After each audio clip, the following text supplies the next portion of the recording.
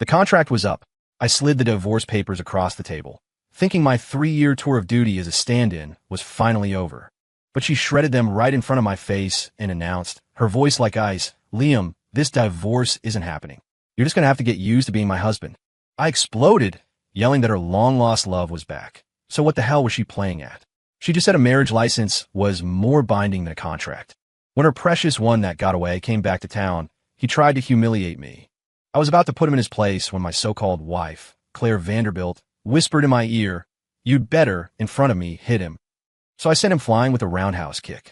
The look in her eyes was a bizarre mix of excitement and challenge. This woman wouldn't divorce me, and now she was egging me on to beat up the man she supposedly loved? The untouchable CEO, the ice queen of Manhattan's corporate scene, had finally ripped off her mask, and underneath, her eyes burned with a sick, possessive fire. I tossed the divorce papers onto the polished rosewood of Claire Vanderbilt's desk.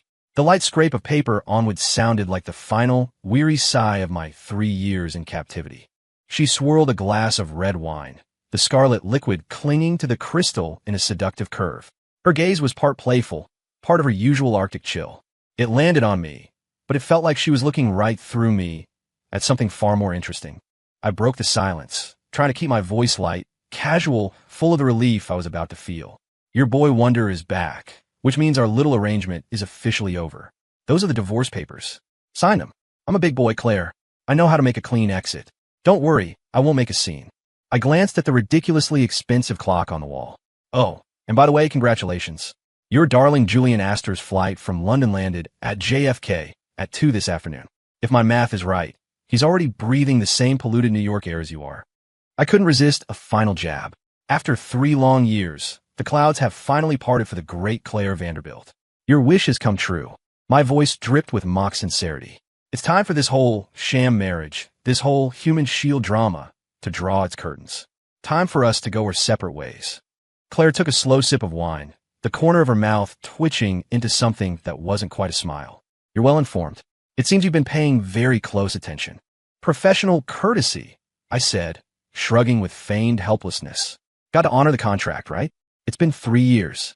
You're free, and I'm supposed to get the hell out of your life." I laid it all out, the bargain we'd struck. The deal was I play the dutiful husband, a shield to keep the old boys club on your board off your back about settling down. I fend off the gold diggers and social climbers.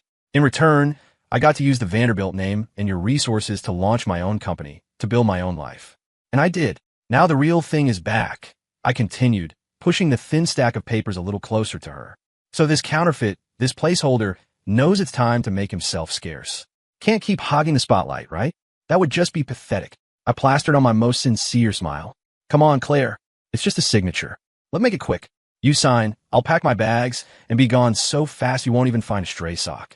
I'll be out of your hair, out of the way of you and your precious Julian."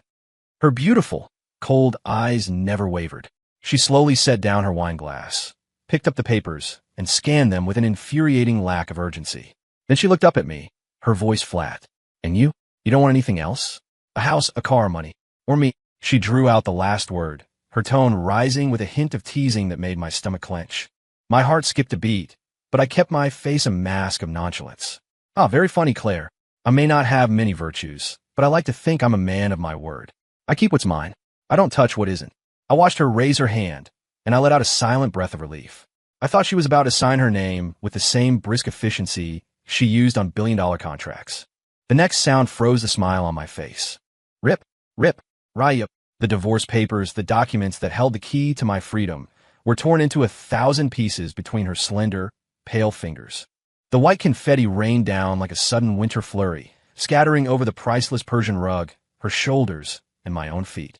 Claire's voice was laced with a chilling cold as she spoke, each word a tiny shard of ice. "Liam, are you that desperate to leave me? Fine. Then I'll make sure you don't get what you want. This divorce? It's not happening." She padded toward me in her soft slippers, yet she moved with the force of an invading army, an overwhelming pressure that sucked the air out of the room. The blend of rich wine and her expensive perfume, normally intoxicating, suddenly felt suffocating. Her eyes bored into me, burning with a rage that threatened to consume me whole. I'll admit, her sudden switch-up rattled me. A cold sweat broke out on my back, but the fear lasted only a second before it was consumed by a tidal wave of fury. Claire, are you out of your goddamn mind? I practically screamed, jumping to my feet. Did you hit your head on the way in here? We had a contract. Black and white. 3 years. We use each other. We don't interfere. That was the deal. Your one true love, Julian Astor, is back. You want me to stick around? What? As the world's most powerful third wheel. As a witness to your epic, earth-shattering romance. Sorry, not my kink, you psycho. Why are you pulling this crap now? To my shock, she laughed. It was a beautiful, terrifying sound. Psycho? Yes, maybe I am. What are you going to do about it, Liam? I've changed my mind. The divorce is off. You think you could just run away? She scoffed. Dream on. From now on, you're going to stay right by my side, and you're going to be a good little husband.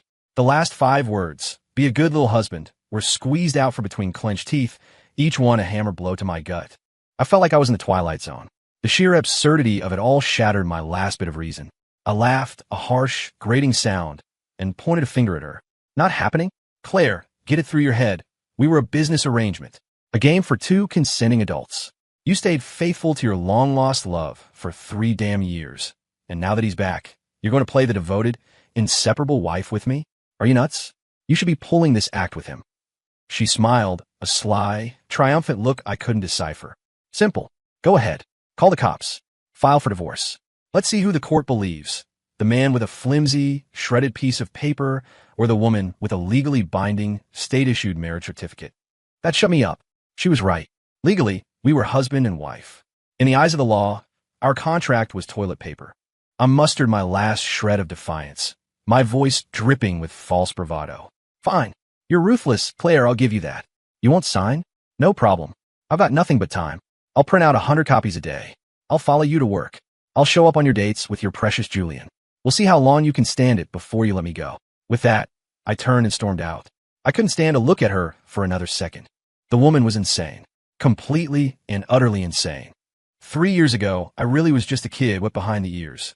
Fresh out of college, I was like a headless chicken, firing off resumes into the digital void, getting rejected from everywhere, and even losing my part-time bartending gig. The future looked like a black hole, and I couldn't even afford a decent meal to celebrate my useless diploma. I was Liam Stone, an orphan with a couple of fair-weather friends and pockets cleaner than a church floor on Monday morning. Just as I was seriously considering a career in manual labor on a construction site, she appeared, Claire Vanderbilt, materializing like a ghost from a different world. She summoned me to a coffee shop where a single cup cost more than my weekly food budget. She got straight to the point, offering me a job with a salary beyond my wildest dreams. The work? Simple. Act as a stand-in for her future husband. First, her fiancé, and then her actual husband. A stand-in for the one that got away. Even now, the phrase leaves a bitter taste in my mouth. I was stunned. I thought it was some elaborate new scam. But then she produced a contract, and the number of zeros on it made my head spin. I had to count them twice. What could I say? I remember the only 2 words that came to mind.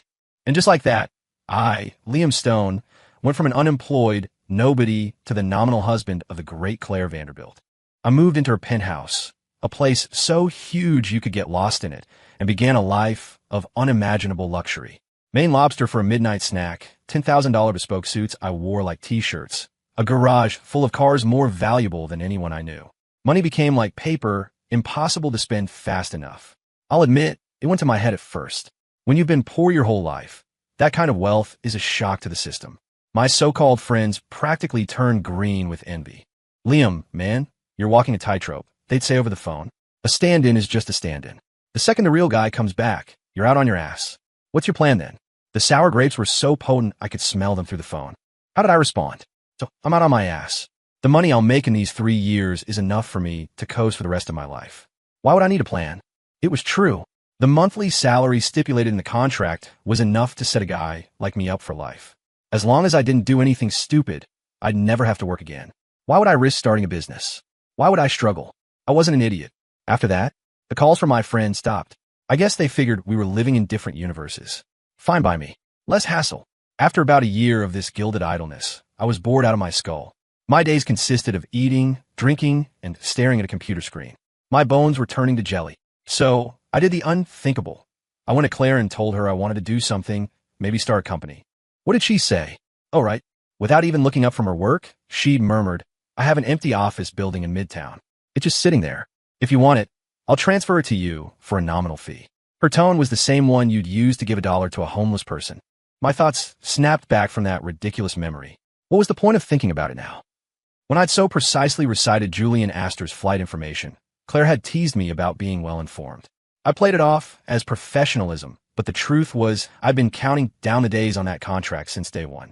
I was praying for him to come back so I could finally be free, and now the contract was up, and Claire Vanderbilt, a titan of industry, was playing dumb and refusing to honor our deal. Go our separate ways. It was so simple. Why couldn't she understand? Why did she have to make everything so complicated? A complication for her, a complication for me, and a massive potential misunderstanding for that asshole Julian Astor. Just thinking about it gave me a headache. Endless, pointless drama. The frustration boiled over.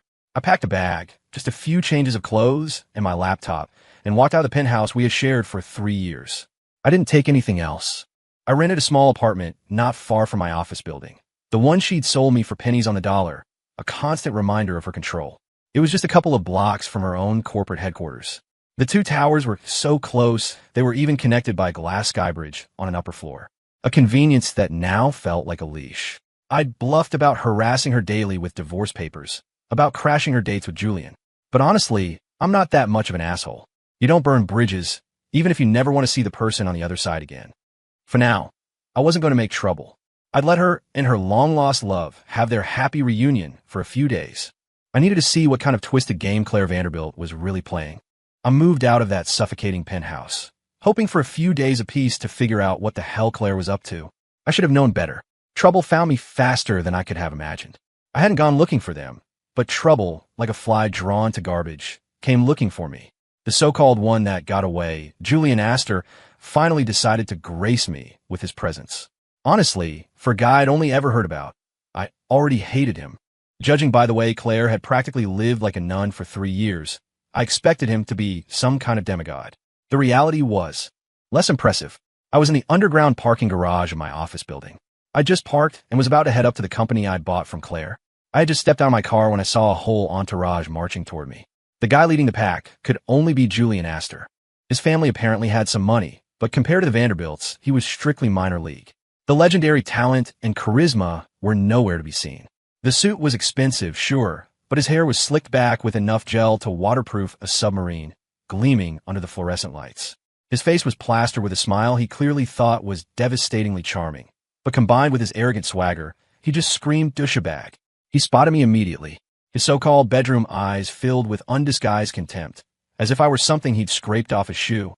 Well, if it isn't Claire's little lapdog, he drawled, dragging out the last word with pure venom. The goons behind him snickered. What's the matter? Claire not with you?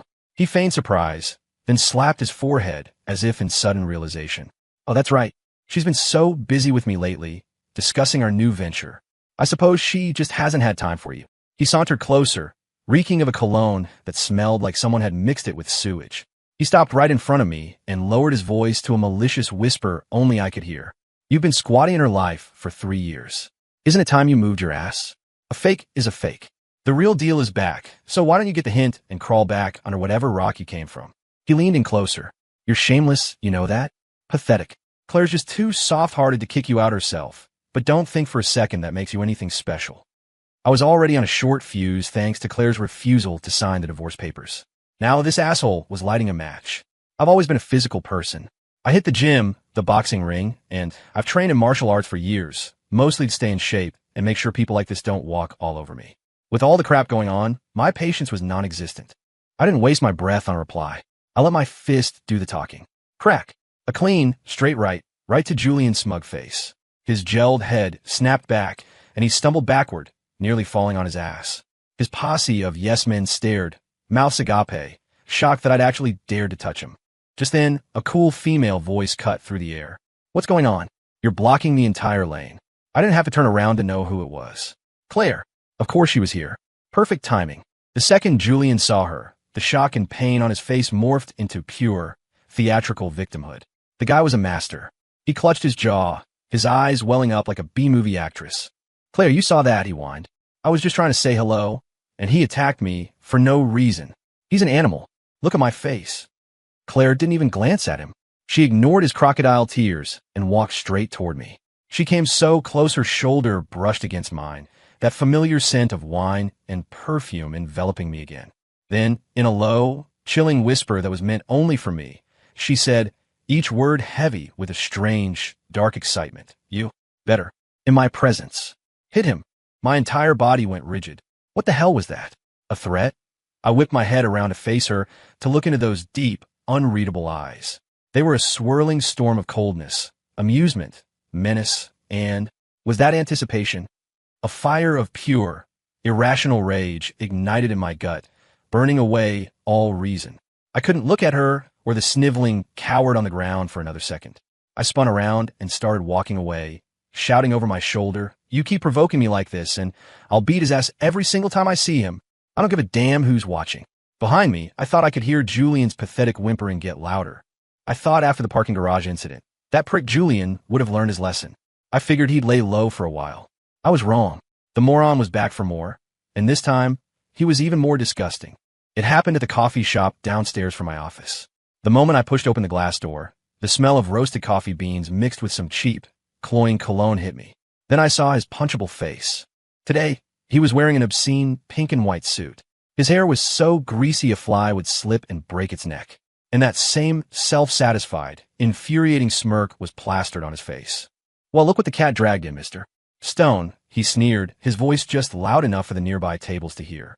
"Even the working stiffs need their caffeine fix, huh? I get it. Must be tough, getting kicked to the curb. A man's got to find a place to lick his wounds, right?" He lounged back in his chair, swinging his leg with the lazy malice of a cat playing with a mouse. "It's a shame, though. When I'm feeling down, I just find a few pretty girls to cheer me up. Can you afford that, Mr. Stone?" I ignored him and walked to the counter. But he followed me, sauntering over to my table just as I was about to sit down with my coffee. He leaned over, his gel-caked head so close I could smell his hair product. "Claire's been in such a good mood lately," he said, his voice a slimy, suggestive drawl. "We've been talking so much. About the past, the present, our future. She told me, that if her family hadn't pressured her back then, she never would have settled for someone like, well, you." He paused, clearly savoring the way I tensed up. Then he lowered his voice to a venomous hiss, right next to my ear. "Oh, and she also said that every single day with you made her feel sick, especially the thought of having to sleep in the same bed as you." She. Crash. A deafening bang cut him off. I shot up from my chair before he could react, and slammed the sole of my shoe into his chest with all the force I could muster. "Arg!" Julian yelped as he flew backward like a broken doll, smashing into a nearby table and sending coffee cups and plates shattering to the floor. I ignored the gasps from the other patrons and pointed at him. "I don't know about her family's pressure, but the only thing pressing about you is how goddamn annoying you are." Just then, the door opened again. Claire's glacial face appeared. She took in the scene. Julian sprawled pathetically on the floor, me standing over him, seething with rage. A flicker of something I couldn't decipher. Amusement? Satisfaction? Crossed her face before it settled back into its usual mask of cold indifference. But her eyes challenged me. They seemed to say, "Is that all you've got?" I remembered her whisper in the parking garage. "You'd better," in front of me, hit him. A volcanic rage erupted from the soles of my feet to the top of my head. "Fine. You want a show? I'll give you a goddamn show." Without a second thought, I strode over to Julian. As he stared up at me in terror, I grabbed him by the collar and hauled him to his feet. Slap, slap. 2 hard, vicious slaps, one for each cheek. They instantly turned red and began to swell. Then, I shoved him away like a piece of trash, and he collapsed back onto the cold, tiled floor. When I was done, I shot a defiant look at Claire, who was still standing in the doorway. I gave her a little nod, a silent, insolent challenge. Then I turned and walked out of the coffee shop without looking back, leaving behind the sound of Julian's pained whimpers and Claire's inscrutable gaze. Julian was curled up in a ball, his forehead beaded with sweat, his eyes wide with a mixture of terror and disbelief. He was trembling too hard to speak. Claire didn't move to help him. She just watched me leave, the corner of her mouth curling into the faintest, most unsettling of smiles. Then, with her usual elegant stride, she too turned and followed me out of the cafe. I didn't look back. I didn't want to. I figured after the second beatdown in the coffee shop that idiot Julian would finally get the message. Even the dumbest animal learns to avoid pain. Life had to go on. The company needed running. I shoved the thoughts of Claire and her psycho games to the back of my mind and threw myself into my work. I was deep in negotiations with a major new client. Landing this contract would keep my company afloat for 6 months. I'd pulled out all the stops, researching the client's every preference, and had set up a dinner at his favorite steakhouse. After dinner, we moved on to the time-honored tradition of relationship building at a high-end karaoke lounge. The drinks were flowing, the mood was great, and the client was all smiles. The contract was practically in my pocket. I was just starting to relax, thinking the night was a success. And then, of course, I ran into him.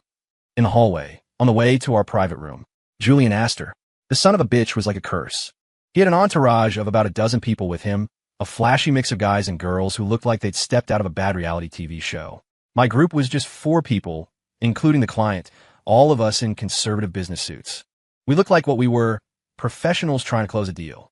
Maybe it was because he outnumbered us, or maybe because we looked so straight-laced, but Julian's courage seemed to have made a miraculous recovery. He probably thought we wouldn't risk making a scene in front of a client.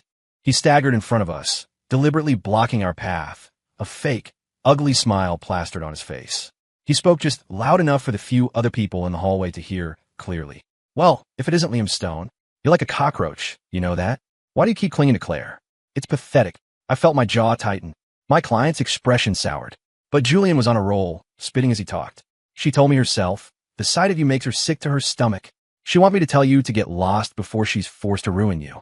You think a gigolo like you, who lives off a woman, is worthy of anything. The air went still. The soft piano music from the lounge speakers suddenly seemed jarring. The little red lights on the security cameras in the ceiling blinked ominously. My client's face had gone dark. I was trying to hold it together to salvage the deal. But Julian, seeing my inaction as fear, decided to push it. He reached out and patted my cheek condescendingly. That motherfucker. I could have swallowed that. But then his goddamn condescending hand, moved to my client and patted his cheek. The client's face went black. His eyes narrowed, burning with suppressed fury. I knew, in that instant, the deal was dead. Every ounce of my self-control shattered. To hell with professionalism. To hell with the contract. I looked up, my eyes so cold they could have frozen fire. Julian, still clueless, saw the look on my face and actually smirked. What? You gonna do something? What's with the weird dance moves? You trying to impress me? I didn't waste another word. My body moved on pure instinct. The muscles I'd honed in the gym for years coiled tight. In a blur of motion, I lunged forward. Before Julian's friends could even register what was happening, I was on him. His smug face filled my vision. Then I launched into a spinning hook kick, a vicious, whistling arc of motion that connected squarely with the center of his chest. Thud! The impact sounded dull and heavy. Julian's body went airborne, flying backward like he'd been hit by a truck. He slammed into the wall at the end of the hall with a sickening crunch, then slid to the floor in a heap, curled up like a cooked shrimp. I could have sworn I heard a distinct crack from his ribs. His friends were frozen, staring at me as if they'd seen a ghost. The hallway fell silent. The only sound Julian's choked, pained gasps. I shook out my throbbing ankle and walked over to my stunned client. I took a deep breath, trying to keep my voice even. Mr. Thompson, I am so sorry. An unexpected situation. This has completely ruined the evening. Please, take your friends and go. I'll handle this. We can discuss the contract another time, if you're still willing. Mr. Thompson, a seasoned businessman, just nodded, his face pale. He and his team beat a hasty retreat, probably having never witnessed such raw violence in a business setting before. Soon, someone called security, who in turn called the cops. The NYPD arrived and, without much discussion, hauled me, Julian, and his entire crew down to the local precinct. I sat in a cold, sterile interrogation room for what felt like hours, wondering if Claire would find out, and what she would do if she did. Then the door opened.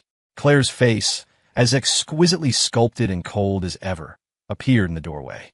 She looked like she'd rushed over. There was a faint sheen of sweat on her forehead. She strode toward me, her beautiful eyes locking onto mine, filled with a complex storm of emotions. And under that icy surface, I saw something I couldn't quite believe. A flicker of genuine anxiety. And something else.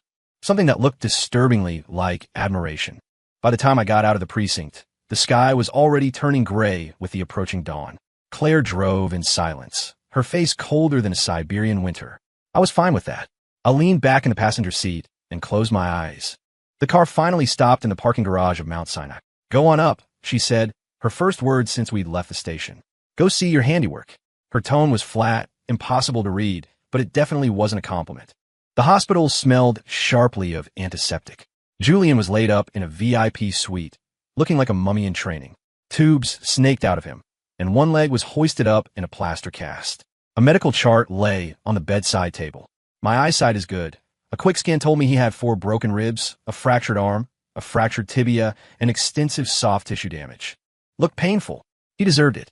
Claire spoke in low tones with the attending physician, her expression growing darker by the second. Then she turned to me, her sharp eyes fixing on me as if she wanted to burn holes through my skull. She stormed over, her voice suddenly shrill and high-pitched. "Liam, are you completely insane?" She raised her hand, her slender fingers hesitating in mid-air as if she wanted to slap me. The blow never landed, but her hand trembled. "Do you have any idea what you've done? In broad daylight, in front of witnesses, you beat him that badly. How the hell was I supposed to get you out of there? Huh? Do you think the law is a joke? Do you think I'm a miracle worker?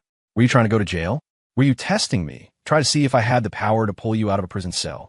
She spat the words out in a furious torrent, her chest heaving, her cheeks flushed with an unnatural red. I listened to her rant, a cold sneer forming in my heart. She wouldn't divorce me. She let that asshole harass me over and over again. And now that I'd finally put him in his place, she was here, chewing me out, supposedly on his behalf. What kind of twisted logic was that? I didn't bother arguing. I turned my head and yelled at the whimpering, moaning figure in the bed. "Listen up, you little prick. I don't care where or when. If you ever show your face in front of me again, if you ever so much as breathe in my direction, I will beat you. I will beat you so badly your own mother won't recognize you. You hear me?" In the bed, Julian flinched, and his moans quieted. Claire stared at me, her expression a tangled mess of anger, astonishment, and something else I couldn't decipher. Excitement? I didn't have the energy to analyze her psycho gaze. I'd said my piece. I turned and walked out. Every second in that room felt suffocating. This time, Claire didn't follow. She didn't say another word. Outside the hospital, I hailed a cab and went back to my small apartment near the office. The days that followed were surprisingly quiet. Julian Astor seemed to have vanished from the face of the earth. He was either finally scared straight, or Claire had locked him away somewhere. But the divorce still hadn't happened. I brought it up a few times, but Claire would either deflect with some excuse or just give me the silent, icy treatment. Living in that small apartment, I couldn't shake the feeling that something was wrong. I felt like I was being watched constantly. I kept my blinds drawn, and I'd scan my surroundings every time I left the building. But I never found anything. No one following me, no suspicious cars. The feeling was like a tiny splinter under the skin. Not fatal, but a constant, nagging source of anxiety. Claire didn't contact me, either, except for necessary work-related communications. We had entered a strange, silent Cold War. The days bled into weeks. It was almost 2 months. In that time, my life was a simple loop. Work, then the boxing gym to vent my frustrations. The anger and that unnerving feeling of being watched were building up inside me. A pressure cooker with no release valve. The big client I'd lost, thanks to Julian's psychotic episode at the lounge, was still a sore spot. But I, Liam Stone, am stubborn as a goddamn mule. I wasn't going to let it go that easily. I swallowed my pride and channeled the same persistence I used to use in college to score free meals. I called the client, Mr. Thompson, until my phone was hot. I groveled. I apologized. I basically bent over backwards. And you know what? It worked. Mr. Thompson, probably moved by my sheer, shameless tenacity, finally relented and agreed to give me another shot. I was so thrilled, I almost offered to wash his car for a year. The next few days were a blur. I was running on pure adrenaline, burying myself in the project. I pulled all-nighters rewriting proposals, schmoozed his team with a smile plastered on my face, and even dreamt in PowerPoint slides. We were on the verge of closing the deal. It was right there. Then the phone rang. It was Thompson's office. "Mr. Stone, I'm sorry. After an internal review, we've decided to go in a different direction." Click. I wanted to smash my phone into a million pieces. All that work, all that groveling, all for nothing. All because of that prick, Julian. The fire in my gut roared back to life. I was pissed, frustrated. I needed to hit something. After work, I went straight to my regular boxing gym. I suited up and unleashed hell on the heavy bag.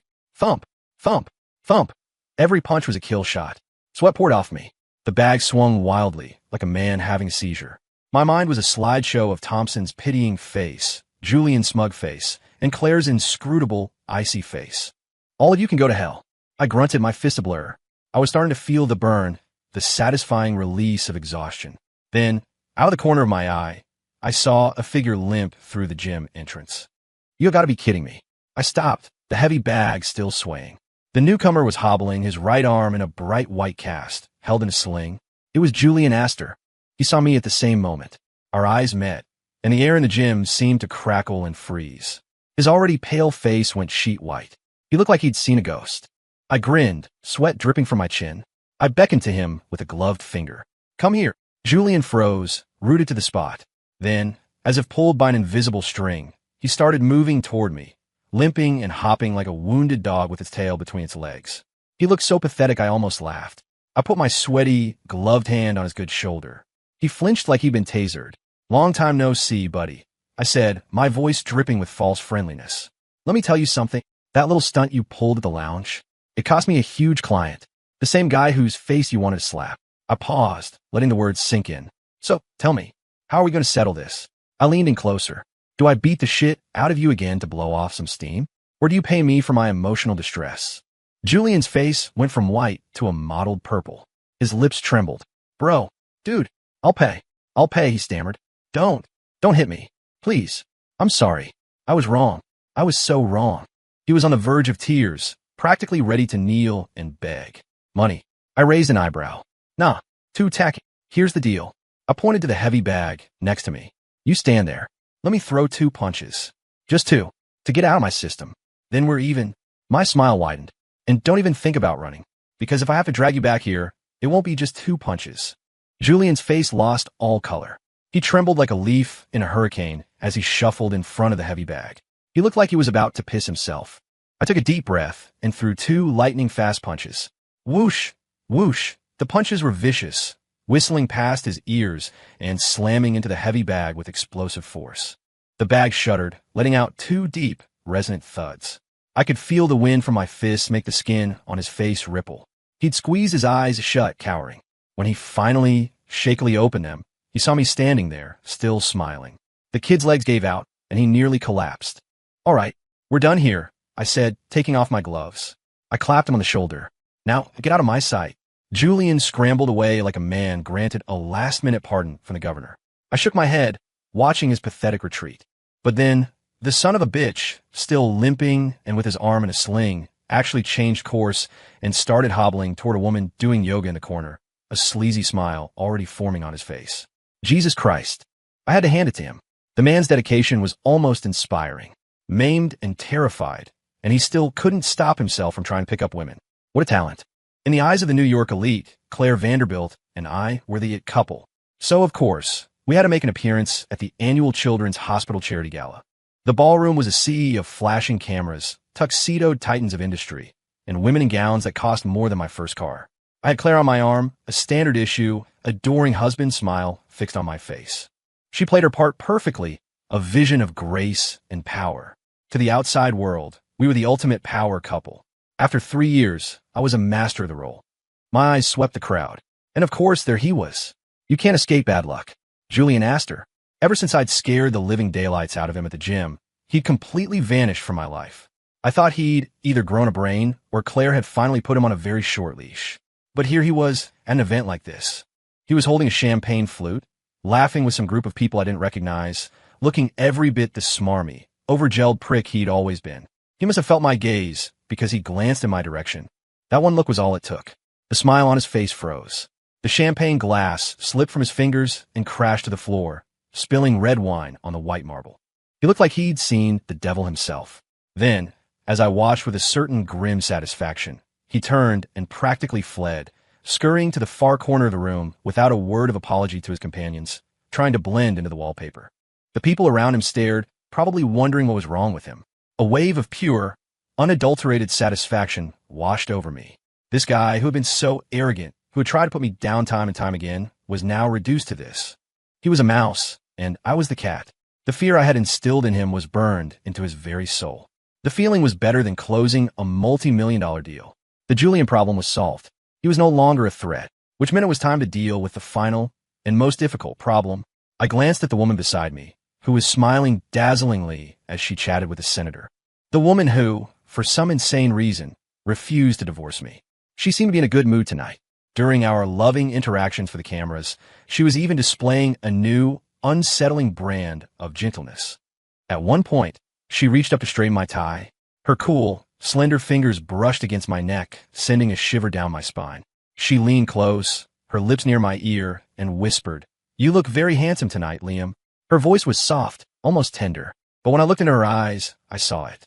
A strange, feverish heat deep within them. A powerful, predatory look of absolute certainty. It was the look of a hunter who had cornered its prey. A chill went through me. What was this woman planning now? After the gala, we were driving back to the penthouse. The silence in the car was thick and strange. I was trying to figure out how to bring up the divorce again when she spoke first. "Liam." "Yeah.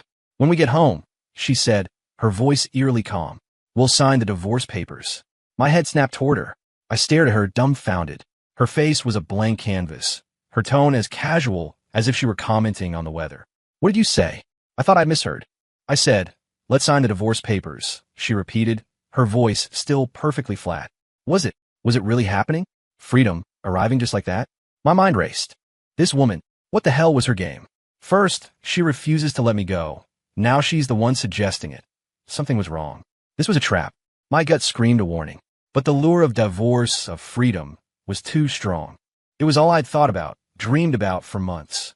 "Okay," I said, my voice low. Whatever her game was, I'd play along. I just needed that signed document. I didn't care about the rest. The car pulled into the familiar underground garage. As I followed her into the elevator and up to the penthouse, a strange sense of dread began to creep over me. It intensified as she led me up the stairs to the second floor, toward her bedroom. A room I had never once been allowed to enter. Her bedroom was just as I'd imagined. Opulent, luxurious, and intensely private. The air was thick with her signature scent, that mix of expensive perfume and something else, something personal and intimate. As I stepped across the threshold, the feeling of unease became a blaring alarm. But the hunger for freedom was a fire that burned away all my caution. She walked to a magnificent antique vanity and pulled open a drawer. "The pen is in here," she said, her voice echoing slightly in the quiet room. "I'll sign it now." Back in the penthouse, the familiar, oppressive weight of the place settled on me. It was even worse this time, following Claire up to the second floor, into the forbidden territory of her bedroom. The air was thick with her scent, but it was different in here, denser, mixed with a sweet, warm fragrance that was deeply unsettling. I should have known then. I should have turned and run. But the word divorce was a siren song, luring me onto the rocks. Her bedroom was as luxurious and cold as the rest of the penthouse, sterile and impersonal despite its opulence. She walked to a heavy, carved desk and gracefully pulled open the center drawer. "The fountain pen is in here. My favorite one," she said softly, her voice seeming to float in the unnaturally quiet room. I watched her back, my heart starting to pound erratically. She took out an expensive-looking black pen and leaned over, the tip scratching softly against paper. In that moment, the sound was almost hypnotic. I forced myself to stay alert, my eyes locked on her.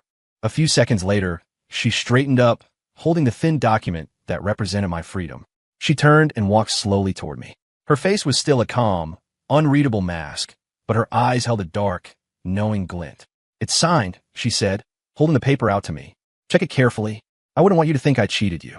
Her tone, was it gentle? What the hell was wrong with her? I snatched the document from her hand, my heart hammering against my ribs. Freedom. It was right here. I dropped my head, my eyes frantically scanning the page for her signature. All my focus, all my being, was concentrated on finding those 3 words, Claire Vanderbilt. And in that split second as my head was bowed, I caught a flicker of movement from her other hand in my peripheral vision.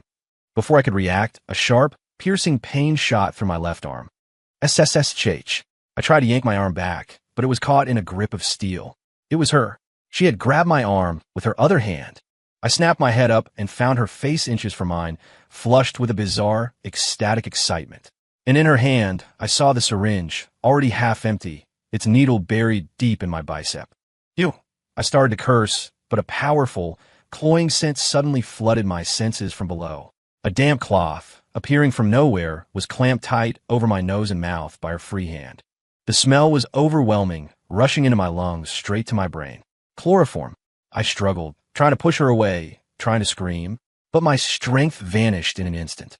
My limbs went numb, my legs turning to jelly, unable to support my weight. My vision blurred and swam. MMPH. MMPH. The muffled grunts were all I could manage. The scent grew stronger, my consciousness fraying, peeling away layer by layer. In the last second before everything went black, I felt my body slump, and she caught me, pulling me into a tight, possessive embrace. Her face was pressed against mine. Her lips, usually set in a cold, hard line, were now twisted into a smile I had never seen before. A smile that was gorgeous, insane, and terrifying in its absolute ownership. Her lips moved, her hot breath ghosting across my ear. Was it a hallucination? I thought I heard her whisper, "Liam, my Liam. Finally, you're all mine. You're never, ever leaving me." The bitch. The crazy bitch got me. Then, an endless, suffocating darkness swallowed me whole. I don't know how much time passed. It could have been a second. It could have been a goddamn century. I was floating in a thick, murky soup of nothingness. Then, a faint, warm sensation was the first thing to break through. A strange touch. On my lips. Yes, my lips. Soft, wet, with an unmistakable warmth. And a gentle, insistent pressure. A suction. What the hell? Next, my sense of smell was violently switched back on. A heavy, potent female fragrance flooded my nostrils, aggressive and overwhelming. It was familiar, yet different. And mixed in with it was another scent. The salty, musky smell of sex. It was thick, real, and inescapable. Oh fuck. My senses came rushing back all at once, like I'd been yanked out of the deep end of a pool. I fought to open my eyes, my eyelids feeling like they were weighted with lead. Slowly, painfully, they fluttered open. My vision was a blurry, swaying mess, like looking through water. God, my head was spinning. The first thing I saw was a patch of pale, smooth skin, incredibly close. It seemed to rise and fall with a steady rhythm. My gaze struggled to move upward. And then I met a pair of eyes, inches from my own. Claire. Holy shit. She was on top of me. And she was naked. Her black hair was a tangled mess, strands of it falling across my face and neck, tickling me with a maddening, feather-light touch. And me, I was spread-eagled, a humiliating X shape with a cold, heavy restraint on each wrist and ankle. Chains. Fucking metal chains. I was chained to a bed, a ridiculously ornate, massive bed. I couldn't move. This crazy woman. She'd actually tied me up. Claire's stunning face was so close I could see the flecks of gold in her irises. She obviously hadn't expected me to wake up so soon. She froze. For a split second, a look of pure, unguarded shock flashed in her beautiful eyes. But it was gone in an instant, replaced by something much stronger, much more terrifying. It was a look of ravenous, insane possession, mixed with a sick, profound satisfaction. Her eyes were brighter than I'd ever seen them, and it was horrifying. She didn't pull back. She leaned in closer. Her hot breath, smelling of wine, and her own unique scent washed over my lips. "You're awake," she purred. Her voice wasn't the crisp, cool tone of a CEO. It was husky, raw, as if saturated with lust. Each word was a feather stroking my eardrum, yet each carried the weight of a stone. The drug wore off a little faster than I expected, she murmured with a low laugh. The sound was soft, musical, and filled with a chilling, triumphant intimacy. Every muscle in my body seized. A tidal wave of shock and a rage born of total violation and helplessness threatened to tear me apart. I wanted to fight, to leap up and strangle the life out of this monster. But it was hopeless. My limbs were as limp as overcooked noodles. I couldn't summon an ounce of strength. That fucking needle. I could only force a few broken, furious words through my clenched teeth. "You drug me. Claire. You fucking." She raised a single, slender finger, tipped with a blood-red nail, and pressed it gently but firmly against my lips, silencing my useless curses. The tip of her finger was cool, yet it burned with the heat of her skin. A wave of absolute humiliation crashed over me. Her cold finger was still pressed to my lips, a silent, absolute command. "Liam." She whispered my name, and the sound was so soft it was almost a caress, yet every syllable was a hammer blow against my sanity. Her face, usually an icy mask of indifference or contempt, broke into a smile. It was a beautiful, twisted thing. Her eyes, curved into crescents, roiled with a terrifying, possessive desire. I felt a wave of goosebumps crawl over my entire body. This woman wasn't just crazy. She was a monster. Actually, she paused, clearly savoring the way my body trembled with helpless fury. 3 years ago, the day we signed that contract, her gaze went distant, lost in what she clearly considered a fond memory. Fond? I wanted to smash my fist into her beautiful, psychotic face. I wanted to do this even then, she confessed. Do what? Chain me up? Drug me? What the hell else did she want to do? I also wanted. She leaned closer, her hot breath a poisonous vapor against my ear, her words slick and cold like a snake's tongue. To lock you in the basement. The basement? My brain stalled. What kind of demonic shit was this? My basement, she specified, her tone dripping with an unshakable sense of ownership. Chained up, belonging only to me. Her voice was thick with a sick fascination, as if she were describing her most prized possession. And I was that possession, about to be stored in a dark, damp cellar. My mind short-circuited. Rage, humiliation, and a profound, primal fear of this woman's unplumbed depths washed over me. She saw the horror in my wide eyes and seemed pleased. It's okay that you don't remember, darling, she cooed, her tone suddenly innocent, yet underpinned by an absolute, terrifying conviction. But trying to leave me? Oh no, that's not allowed. That casual, sing-song not allowed was colder and sharper than any threat. I want to scream. What didn't I remember? All I remembered was being played for a fool by this lunatic. We still have so many things to do together, she said, her tone as casual as if she were planning a vacation. Things to do? What the hell could I possibly do with a psycho like her? For example, she paused, her blazing eyes fixed on mine, her gaze full of a twisted, beautiful vision for our future. A future in which she had total control over her new favorite toy. We could have a baby. A baby. The words detonated in my skull. I almost choked, the air knocked from my lungs. Have a baby? With her? The thought was so repulsive, so utterly vile, it made my skin crawl and my stomach heave. This woman wasn't just insane. She was a full-blown, grade-A psychopath. I listened to her unhinged fantasies, my body chained and useless, rage and humiliation stabbing at me like 1,000 needles. I frantically tried to remember, to analyze the drug she'd used. Why was I so weak? I had to find a way out. I couldn't let this be the end. No matter how hopeless it seemed, I had to fight. But after dropping that bombshell, she seemed done with talking. She gave me no more time to think or react. She lowered her head, her beautiful, terrifying face filling my vision.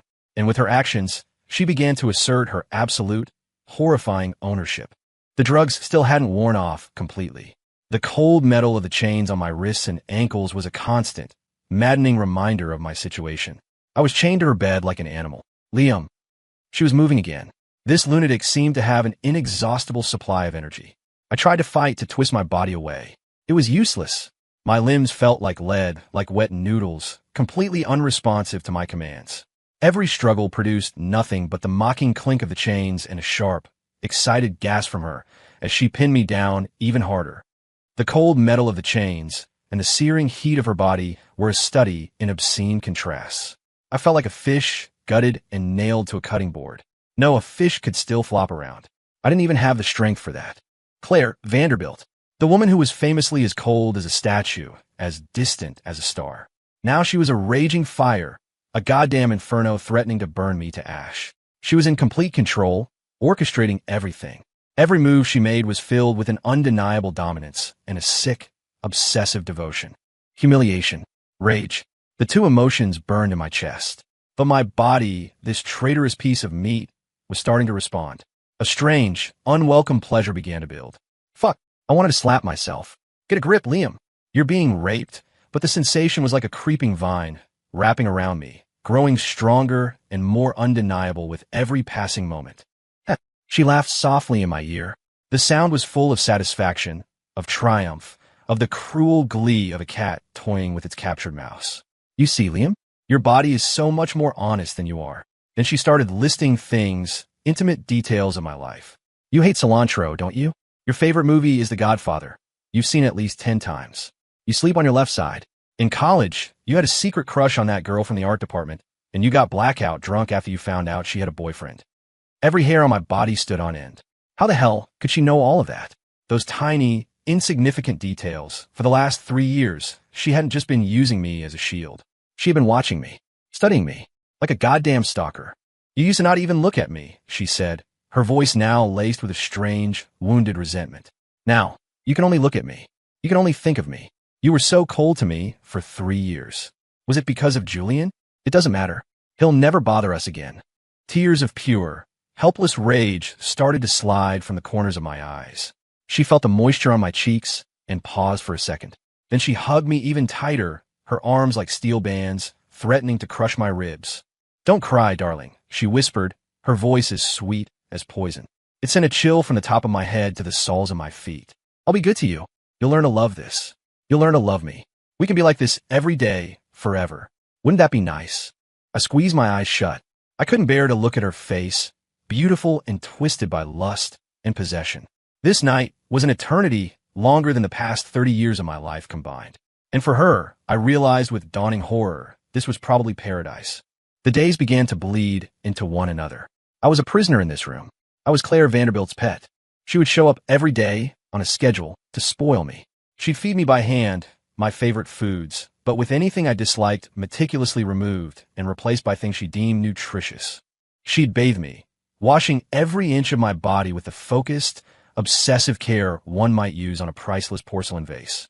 Her gaze was intense, adoring, and filled with a tenderness that terrified me to my core. For the first few days, I screamed. I cursed. I fought with what little strength I had. Then, gradually, I fell silent. I went numb. I became a puppet, letting her move me however she wished. Sometimes I would just stare at the ornate crystal chandelier on the ceiling for hours. A grown man, imprisoned by a woman. In this way, occasionally, I would catch a flicker of something in her eyes when I resisted, a flash of excitement. This lunatic, she even enjoyed my struggle. So I stopped.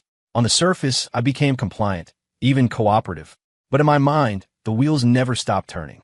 I had to find a way. I had to escape. Every day I spent like this was another piece of my soul being chipped away. My consciousness drifted in a fog of humiliation and forced arousal.